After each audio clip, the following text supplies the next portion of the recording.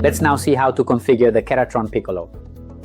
First of all, the Keratron Piccolo consists of a device, the part of the instrument that is then positioned either on a slit lamp or on its usage base, and an interface base for connecting to the computer, power supply, and connection to the PC via USB port. So we simply need to insert the USB cable into a USB port on the PC. The drivers will be automatically installed during the software installation. There will be an option to choose during the program installation whether or not to install the drivers. If you select to install the driver, the program will automatically install it by itself without needing to configure anything.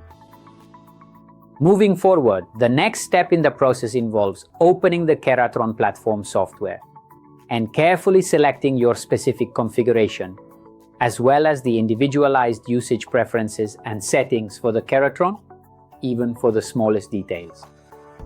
To do this, we first navigate to the Tools menu, then select Options, and within the Preferences screen, locate the small drop-down menu. From here, we can choose whether or not to enable the automatic acquisition feature. Additionally, we can also manually select the specific number of topographies that the program will automatically acquire during the process. As with the Keratron NOVA, our recommended choice is to select 4 maps so that you can have 4 for each eye, since the maximum number of topographies the program can save and display is 8.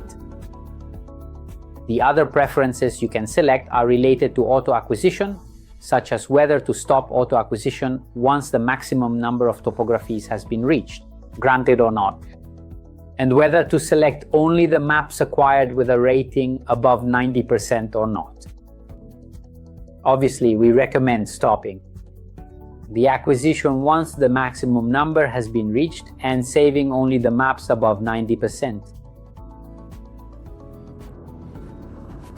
Once this is done, we are ready to use the instrument.